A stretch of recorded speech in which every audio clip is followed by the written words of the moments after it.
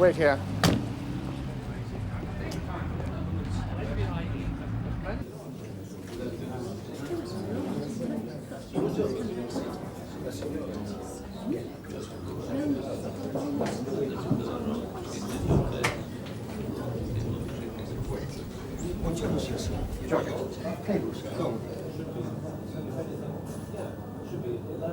You might have chosen somewhere less public.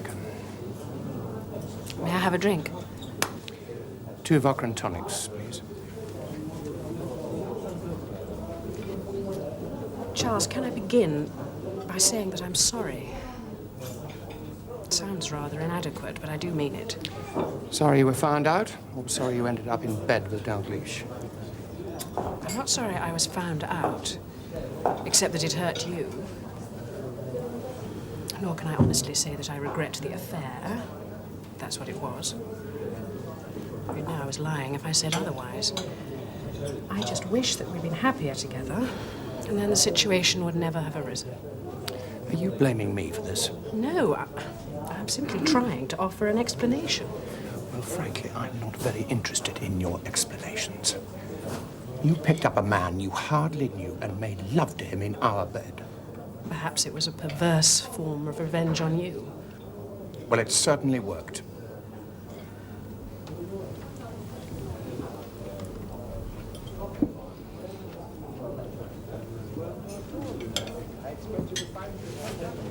Prego, signora. Signor. I'm not eating.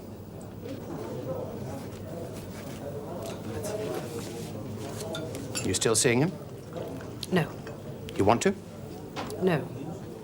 Well, what do you want? To remain married to you. Really? I don't think you've grasped all the implications of your little affair.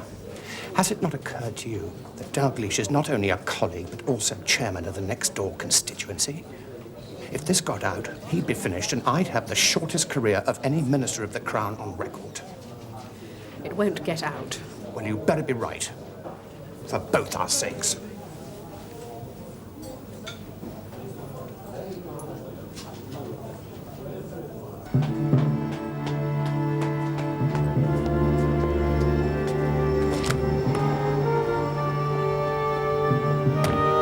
Take me to my club.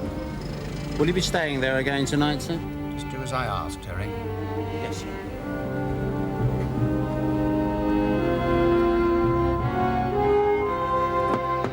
Fill up your glasses, ladies and gentlemen. Oh, yeah? Now, we're always very proud when one of our members takes silk. It's a comment not only on the man, but also on the chambers. And when he is the youngest silk, still under 40, if I remember rightly, Raymond? Stick to your brief, Nigel. Don't confuse us with statistics. Needless to say, we're all very proud of you. And Raymond, of course, also serves in another place. Whither he will return, I feel sure, one day to power and even greater glory. Not if you vote the same way you did last time. That's a matter between me and the bedpost. Finally, may I say how very pleasant it is to see Joyce among us today. Ladies and gentlemen, the toast is Raymond Gould, QC. Raymond Gould, QC. Well, you all know how politicians and lawyers hate making speeches. Justice, it seems, is blind after all, and there's no better proof of it than the fact that I've been allowed to become a QC. I think because it was a Conservative Chancellor, he probably hoped that it would keep me out of the House of Commons. Nevertheless, I would like to thank all of you for allowing me to take so much credit for our successes at the Bailey. And I'd also like to thank the absent villains, criminals, and cutthroats who, because of our efforts, can't attend this party. And finally, for those who want to see the back of me, the solution is very simple. Ensure the return of a Labour government at the next election. Thank you. Well done, Ray. Congratulations, Raymond. Thank you. Joyce, this is Stephanie Arnold. Joyce, Stephanie works in the office, so this is my wife. I'm delighted to meet you. I thought I knew everybody in Chambers. Stephanie hasn't been with us very long. I've got something to celebrate, too. We've just become engaged. Congratulations, Patrick. Thank you very much, Raymond. Patrick is one of our clerks. It's always nice to see an office romance turn out happily. I'm sorry about Redcorn, Simon. Thank you. I'll be sorry to lose you, especially now. A 3-day week and the bloody mindedness on the part of the miners are very ominous signs. We're going to need all our resources to survive. I'm not deserting a sinking ship, Christopher. Regrettably, it's me who's been thrown overboard. What'll you do if you can't find a seat before the next election? That's a good question. When I left Oxford, I worked for the BBC. I suppose I could try and get something there. Other than that, I can live off my wife's earnings or write jingoistic articles for the Sunday Express. I wish you had been PM, Christopher. Too late for that. I must be on my way. Would you ever challenge the leadership again if it came to it, which it might? It's too late for that.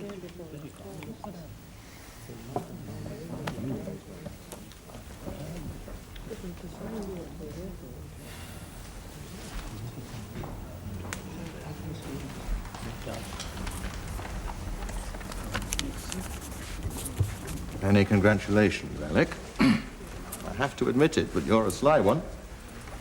What are you talking about? Littlehampton.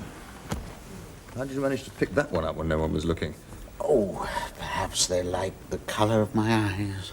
They certainly didn't like mine. Congratulations, anyway. You mean you put yourself forward for Littlehampton? As soon as Sir Edward told me it was on the market. I never realised that. You mean you'd have graciously withdrawn if you had? No, but I would hardly have rated my chances. Charles Seymour was kind enough to put in a word for me, but obviously I didn't know you and Charles were close. We're not. He offered, and I was grateful. Simon, did Charles say why you weren't accepted? Said that Dalgleish wanted somebody rather more right-wing. This advice comes a little late, but do be wary of anyone in this house who opens a door for you before you've touched the handle.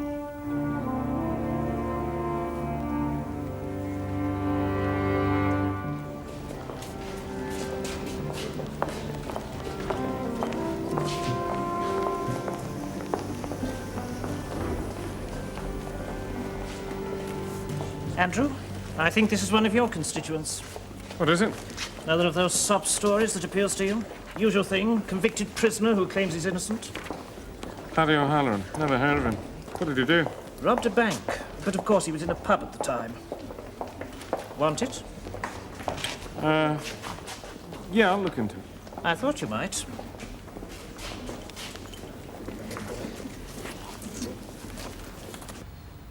There's no answer.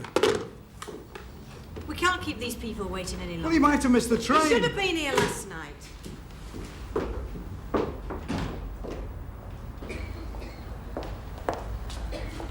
I'm sorry. Mr. Gould's been delayed in London. I tried to see him last week. I know, Mrs. Hobbs. Take a seat. I won't be long, and then we'll see what we can do. Now, who was first? Come in. Look, this is really a matter for Mr. Gould. I'm his wife, and this is his agent, Stan Fulton. I'm sure between us we can sort something out. Right, 4 lamb chops. Yes, that's fine. Thick ones. There we are. Right, they do it in. No, that's nice, Right. yes. Well, Have you got the keys? aye. Joyce left them on the way to your surgery. Right, that'll be 30p, Jim. All right.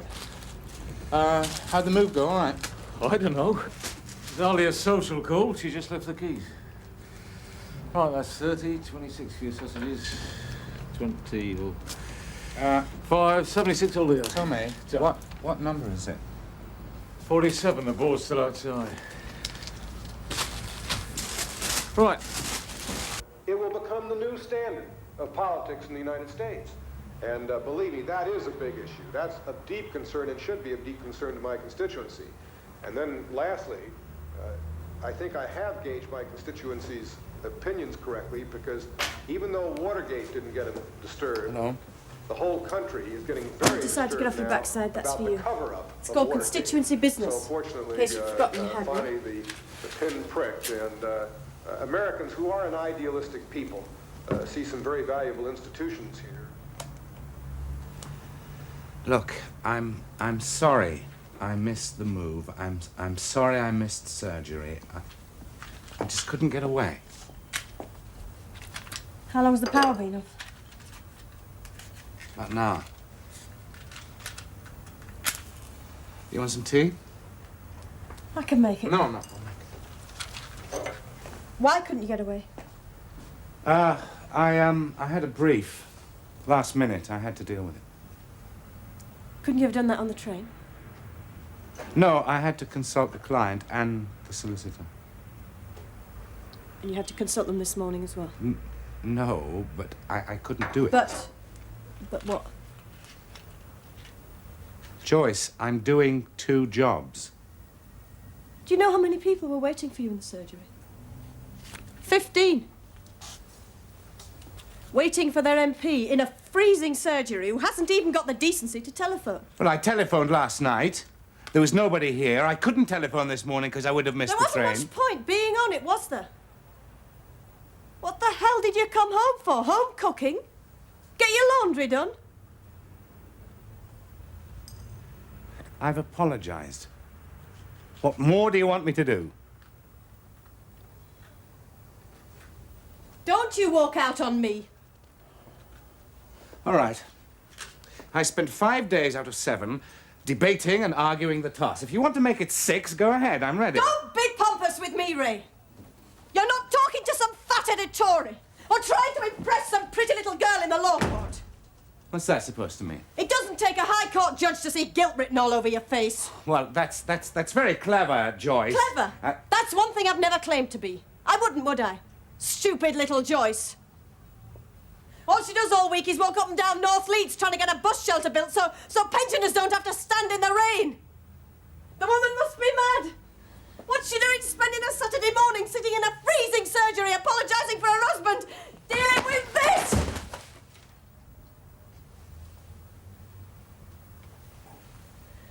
I may not have the looks of the silly tarts in London.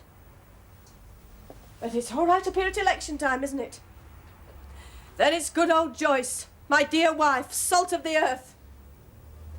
Until the poor misguided fools vote you back in, and then you're back like a rabbit to your little love nest on the Thames. You think I'm having an affair, don't you? Well, are you? No, I'm not. Why not? Successful QC, Member of Parliament, what's wrong with you? Are you suddenly abnormal? You must be sleeping with somebody, Ray, because you're certainly not sleeping with me. That's the way I tell them. Your Aunt Lily, who's on iron tablets, died this morning. We didn't bury her, know but I'm not got the wife treatment you for her wanted in the to marry. stockyard.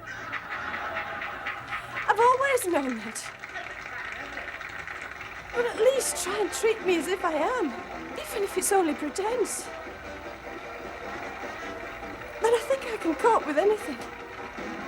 The comedians tonight were George Roper, Colin Crumpton, Mike Reed, Frank Carson, Pat Mooney, Brian Lewis, and Jimmy Marshall.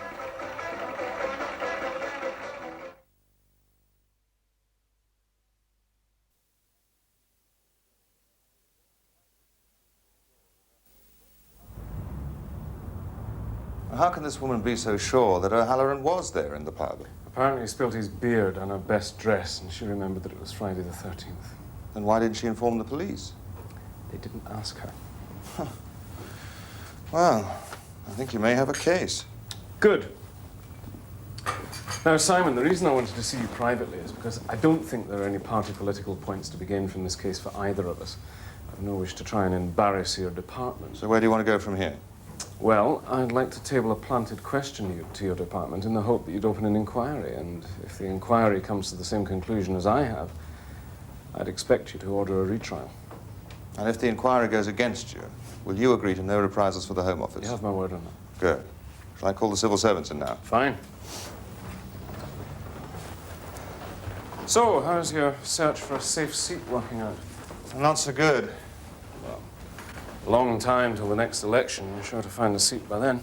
If the rumours are true, I might not have too long before the Prime Minister goes to the country to test his strength against the unions. Well, that would be foolish. He might defeat us. He won't defeat the unions.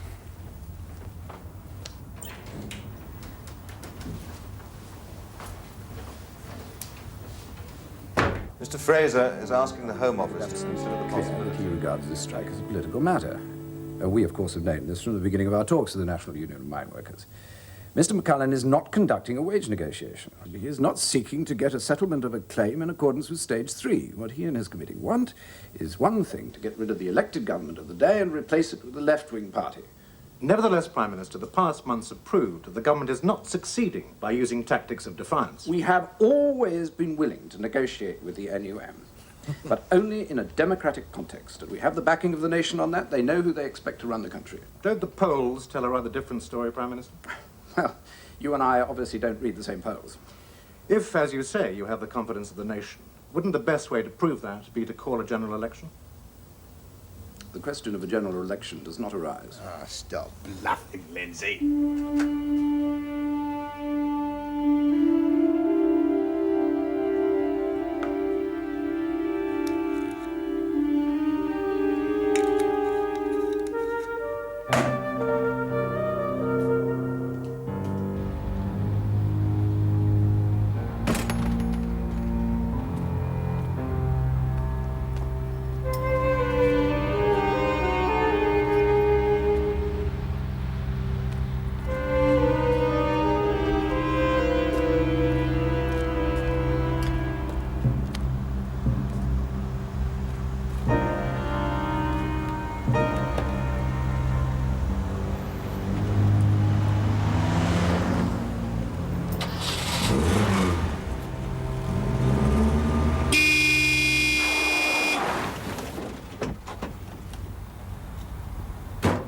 What's your game, mate? You're trying to kill the two of us?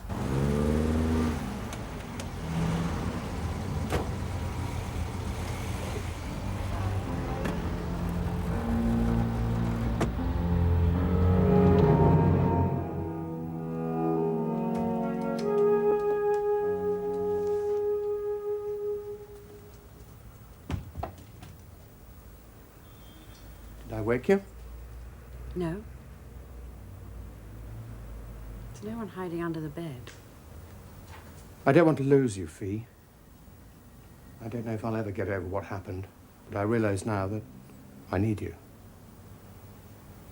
I don't want our marriage to end. It mustn't. Am I listening to a husband or a politician? Both. Well, at least you're honest. I'm not entirely blameless. I did take you for granted. I did neglect you. Well, I could have survived that. I did for 10 years. Then why did you do it? I wanted some affection. You never mentioned that, not even now. You talk of needing me, of not losing me. But the truth is that you're a minister of the Crown who doesn't want the scandal of a divorce or to hear gossip in the corridors. You came here tonight because there's an election in the air and you're scared. Admit it. Well, I accept that for the moment. But it's not enough to keep us together forever. I'll sleep in the spare room.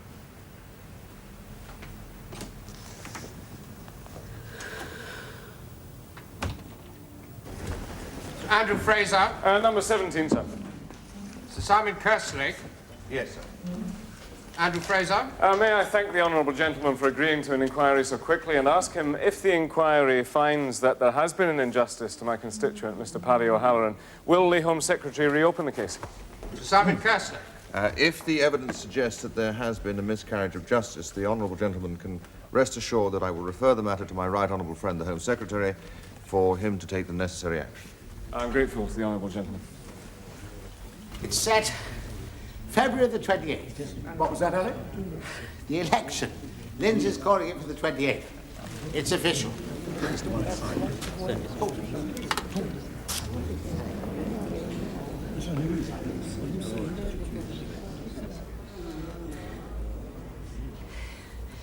Well, at least you won't have to go through the squalor of campaigning again. Oh, thanks, Alec. Always the comforter. So, 3 more weeks and it's goodbye to all this. So what's the chance of a by-election? Why? Are you thinking of dropping dead? Happy buy you a drink.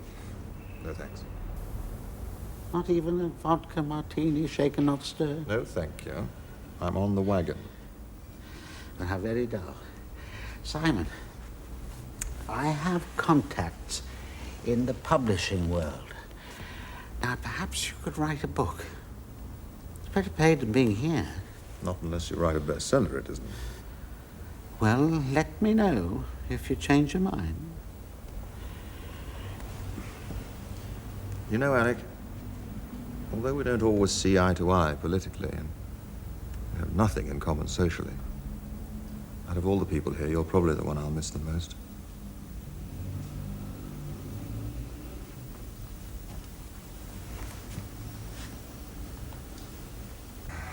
What date do you expect for the retrial? Well, it'll be after the election. It could take a few months. You have to be a bit careful when you question police evidence. Well, I'm very grateful you took the case round. You do realise I'm very expensive now? Well, Halloran's on legal aid, so file it under good causes. Yes, I already have. That'll be our Scott Snouts friends. I'll get it. Ah, is this what I think it is? Oh, hello. My husband, come on in. Jock, come in. Mr. Fraser. Gentlemen, come in. Would you like to just go through? Hello, Jock. I'll be with you in a moment. Evening, gentlemen. I'm just leaving. Cheerio, Raymond. Thanks for coming Yes, down. thank you. Bye-bye. Good evening. Right, find yourself a seat. If Robert, just come out just now. Sit yourselves down, gentlemen. Would anyone like tea or coffee? Something stronger? No need. We won't be staying very long. Right. I'll get straight to the point, Mr. Fraser. We'd like you to fight under the SNP banner at the election. Well, you must understand that I couldn't change colours overnight, even if I wanted to. You did before. So hear me out. We want you to contest the Edinburgh Carlton seat, not just as a Scottish nationalist, but as leader of the party. We're convinced you'll lose your seat in any case if you fight it as a socialist. But we realise that there are many people in Scotland who, whatever their political views, admire you for what you have achieved. We saw what you did for us in Aberdeen over the North Sea oil contract, and we appreciate your effort over the Halloran business. With you as leader, we believe we could capture 40 to 50 of the 71 seats in Scotland. Mr. McPherson, gentlemen, I'm very flattered by your proposal, but I feel I must reject it. I could say that I'd think it over, give it due consideration and all that, but I can see that you all appreciate a straight answer. So may I thank you and say no. I intend to contest the seat as a Labour candidate, as I've always done, and I see no reason why I should not retain it. I'm sorry you feel that way, Mr. Fraser. Good day. Goodbye. Thanks very much for coming along anyway, gentlemen. Thank you. Good day. Goodbye just now. Goodbye. Ready to play with you now? That was it. Move up. Did you turn them down so quickly? I don't like being told by people, and certainly not by Jock McPherson, that I'll lose my seat at the next election unless I fall in with his plans.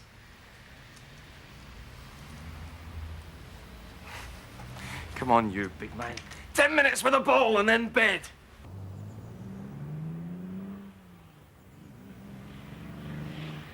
People like these ran Westminster. What people? Haldeman, Ehrlich, Mitchell, all that unsavoury crowd. To a lesser extent, yes. Does that surprise you? Nothing surprises me anymore. What about Nixon? Have you got one of those? No, I think he's rather unique. You have a certain sympathy for him. God knows why. Is this campaign going to be easy? For me, I don't see any problems. No, I wasn't talking about you. Well, no sane person's going to allow the unions to run the country, so I don't think Henry's got much to worry about. Mark you, if he loses, I could return to the backbenches. Not all that again. God, I'm getting sick of politics. You didn't have to come with me. If I'm going to remain your dutiful wife, Charles, I'm going to play the part as it's written. I don't want you to lose because of me. So, which baby do I kiss first? He's called Peter Jimison. Who's he? He's a reporter from the local paper. I got a tip from Gerald. Get a list of all the events and times due to be covered each day. Arrive 5 minutes early. You're guaranteed to get your picture in the paper anytime. That's what I like about you, Charles. You always know all the tricks. Must be why you sympathize with him.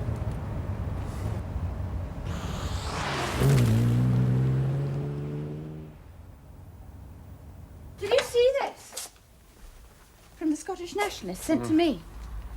Andrew Fraser, the man who has forgotten Edinburgh, should no longer be allowed to represent a Scottish seat. He prefers to linger in his expensive and fashionable Kensington apartment rather than... I thought McPherson took my refusal a wee bit calmly. Well, you can't let them get away with it. It's not worth losing sleep over. But it could lose you votes. They probably said the same thing about the Tory and the Liberal. The only thing that'll lose me votes is if we miss the train to Edinburgh. Come on. Come on, darling, let's get your coat. The toys you want to take, Robert.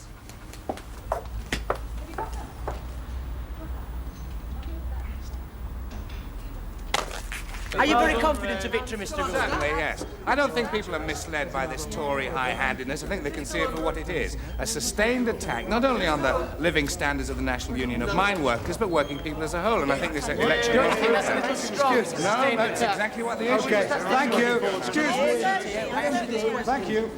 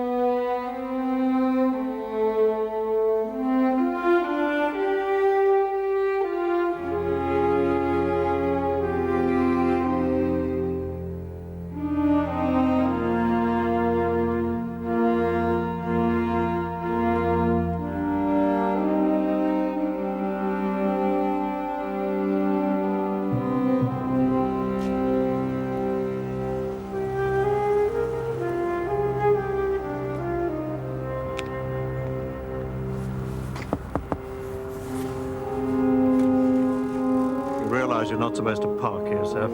Sorry, officer. I'll move now. Oh, by the way, is it clear who won the election yet? Looks like Labour is back in. Did you vote for them, sir? No, I didn't vote for anyone.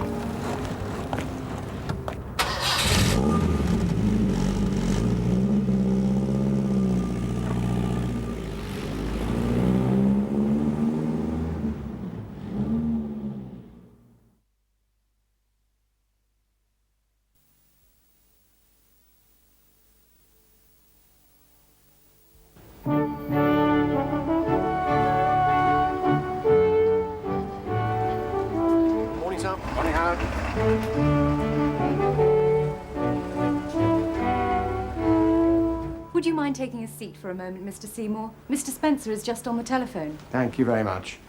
A few minutes early, anyway. Oh, by the way, would it be possible to say hello to Mrs. Trubshaw? I haven't seen her for ages. Mrs. Trubshaw retired 2 years ago. Really? Mr. Spencer is off the telephone now. Mr. Seymour is here to see you, sir. Right, well, show him in, will you?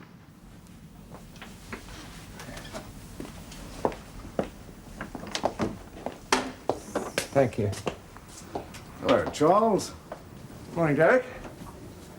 You're looking well. Thank you. You too. Well, it's good to see you after such a long time. What is it? Must be, well, it must be all of 6 years since you were last here. Yes, I suppose it is. Can I offer you a drink or a cup of tea? Do sit down. Thank you. No, it's a bit early for a drink. I can't stand office tea. I was sorry to hear about the election result. Yes, no more than I. Which is, of course, why I'm here. I'm sorry. I don't understand. Well, I wish to be reinstated on the board. What is there to understand? Ah. It's not quite as simple as that, Charles. I've got rather a full board at the moment. I've just appointed 2 new directors. Well, of course it's as simple as that. You're the chairman. You just put my name forward at the next meeting, and it'll go through. Especially as we haven't got a member of the family on the board at the moment. Well, we do, as a matter of fact. I've just appointed your brother, the Earl of Markham, as a non-executive director. Really? Rupert never told me. Neither did you. Well, it's all in the annual report. You've obviously been very busy. You see, things have changed around here, Charles. Nothing's changed, Spencer. It just seems that you're about to renege on our original agreement. Well, I think it's rather unproductive, don't you, to take that attitude? Are you taking orders from my brother? He has no authority over you, and you know it. Now, are you going to honor our undertaking or not? Well, I'm afraid the answer, even for an ex-minister, has to be no, Charles. You're a despicable man, Spencer. You know, I really don't have to sit here in my own office and take that sort of abuse. If you're not careful, the next time I'll say it will be in your own boardroom. Threats don't impress me. You've lost one election, now you're about to lose another. I can assure you you'll never sit on this board as long as I'm chairman. Now get out, will you? I've got a bank to run. Marion, will you come in, please? Mr. Seymour is leaving.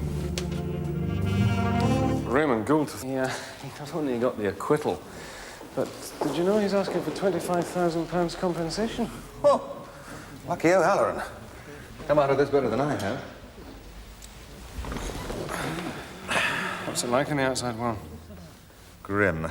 I nearly joined you. The Nationalists nearly ousted me. You'd like to order now, sir? A bit of lemon for me, please, Jimmy. Thank you. A whiskey, please. Small. Thank you. Do you have a job yet? I'm considering a couple of offers. People have been very kind. Well, you're sorely missed, even if I'm speaking from across the floor. Thank you.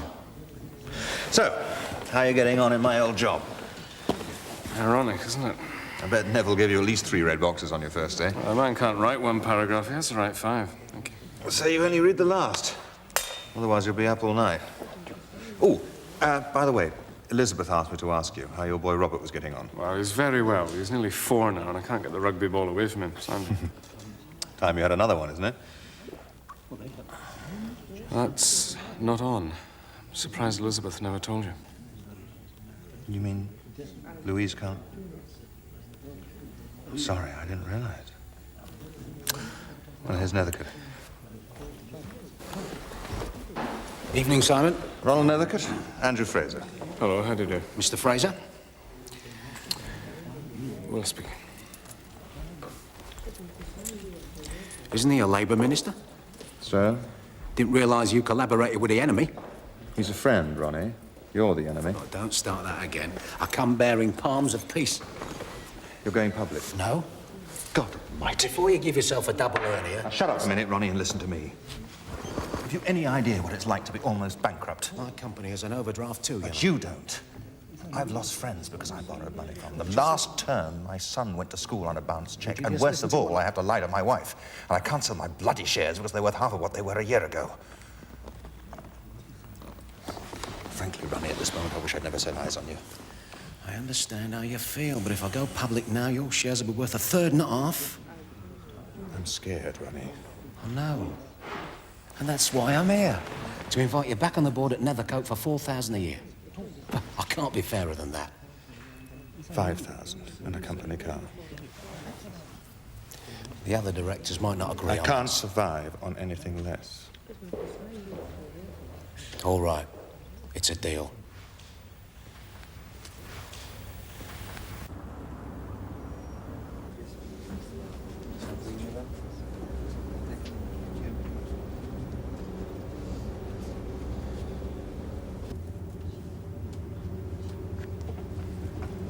Well, what's so urgent? Do you remember Mrs. Trubshaw, the company secretary who you thought was retired rather early? Yes, of course I do. What about her? Well, I rang her, and she didn't retire voluntarily. She was pushed, and she's not very pleased about it. In fact, she thinks Spencer did the pushing. Does she now? So, I'm meeting her for lunch. Who knows? She may be the key to the whole business. You're a clever girl. Curious how No one will admit to voting for Nixon now that he's disgraced himself. He still denies he's a crook. Yeah, well, so do 90% of our clients. Will it be a victory for democracy or the American legal system? Well, we lawyers always like to take the credit, but I'm afraid this time we may have to share it with the Washington Post. Oh, honey. Well, goodbye. It's been very nice meeting you, Mr. Clark, Mrs. Clark. Very Goodbye, nice. Raymond. Don't forget to call us. I will, yes. Can we give you a ride home? Well, that's very nice of you, but I'm afraid Pimlico's a little bit out of your way. Oh, that's no problem. Give us a chance to see more of London. Oh. Well, yes, I'd love to. Thank you very much. Thank you.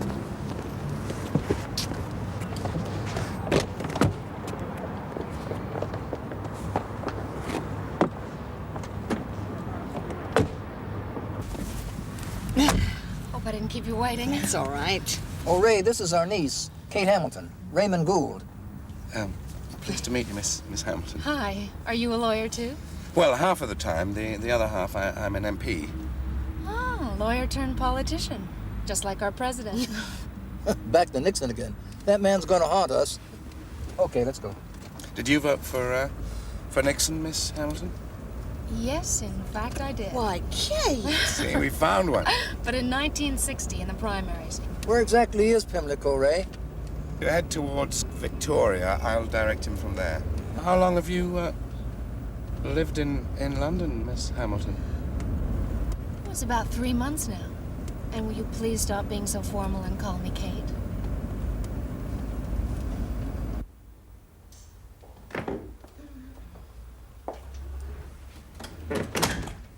So, what did you discover? Well, after 17 years as secretary to your father and 12 years as secretary to the board, there isn't much Miss Trubshaw doesn't know about Seymour's or its present chairman. So, what do you want to hear about first? Name of Spencer's mistress?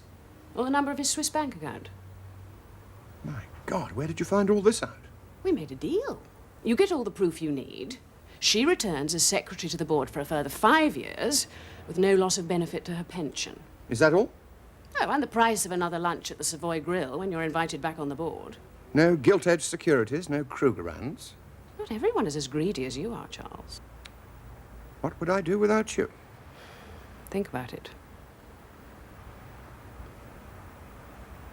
Now, this may have accorded with Tory notions of fair play when they took us in, and it may regrettably accord with similar notions that obtain on the front bench this side of the House.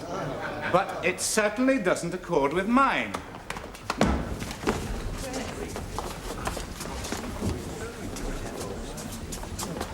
Doctor? I'm the doctor.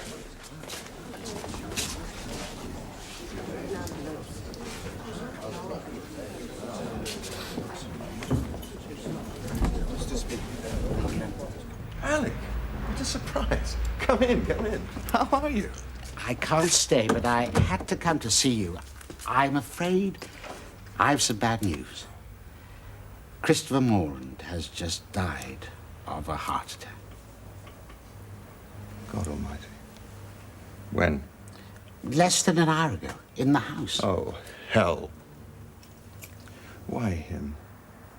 He's one of the few men in Parliament I admired. I'll ring his wife immediately. Simon, before you do that, it's time to be practical. How do you mean? Well, there'll be a by-election, and this is your chance to get back into Parliament. It's a bit morbid to discuss that now, isn't it? Now, don't be sentimental. It's what Christopher would have wanted.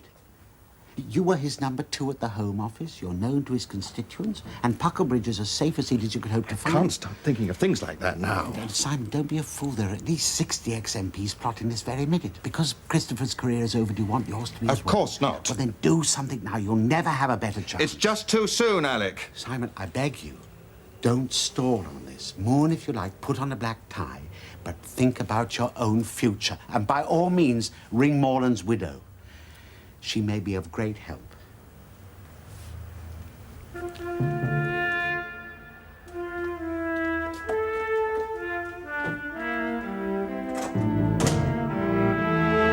Hold all my calls, Marianne. Yes, sir.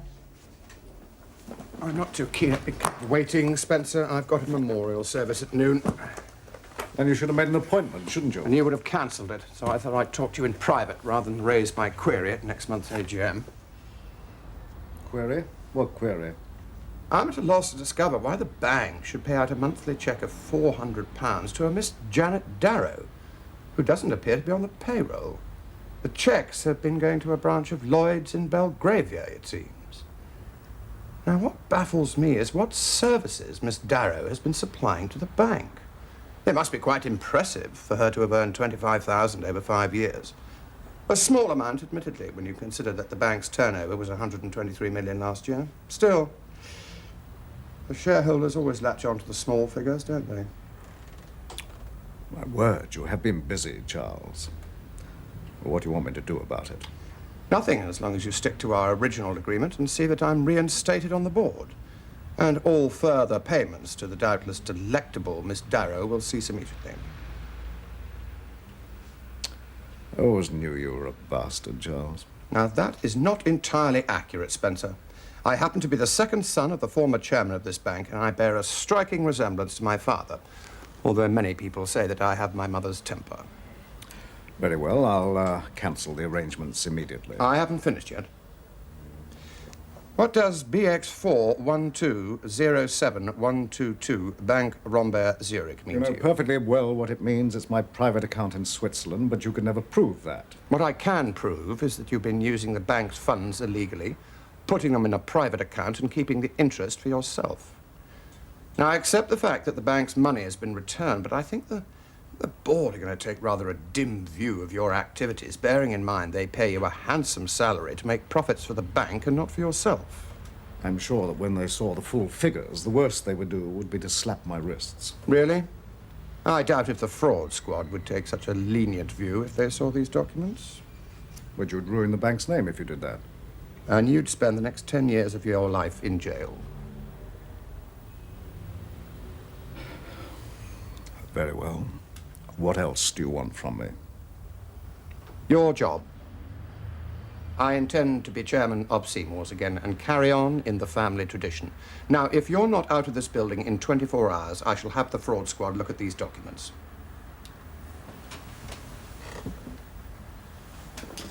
Well, if I agree,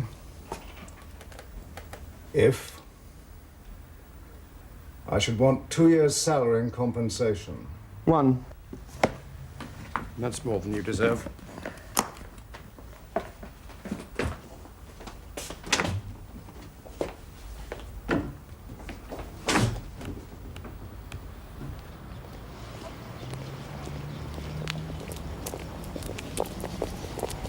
Hello.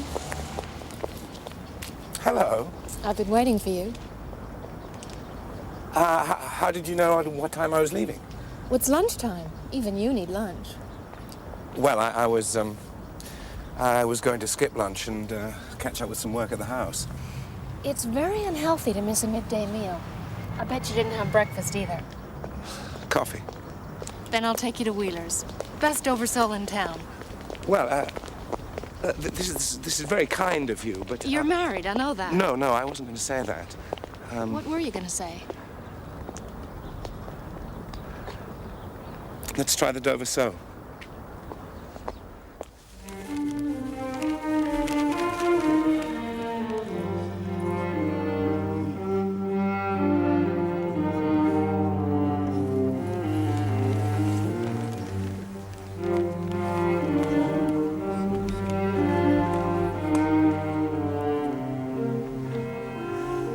Hello, Charles. Hello, Alec. I'm sure you'd like to know that Simon Kerslake has put himself forward for Morland's old seat at Pucklebridge. And if, by any chance, you might think of offering the chairman there the benefit of your sound advice, let me just say that Archie Milburn was at Eton with me, and I just telephoned him to say that he should stick any opinion of yours where it rightfully belongs. Do excuse me.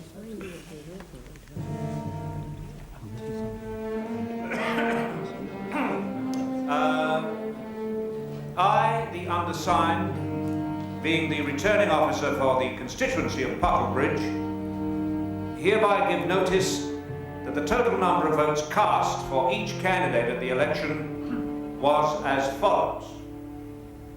Allenbury, George, 8,923. Dawson, Stanley, 3,190. Kerslake, Simon, 25,508. I, Simon Kerslake, swear that I will be faithful and bear true allegiance to Her Majesty Queen Elizabeth, her heirs and successors according to law, so help me God. And that the said Simon Kerslake has been duly elected to serve as member for the said constituency. I'll come back to the house, Simon. More mischief. Thank you, Mr. Speaker.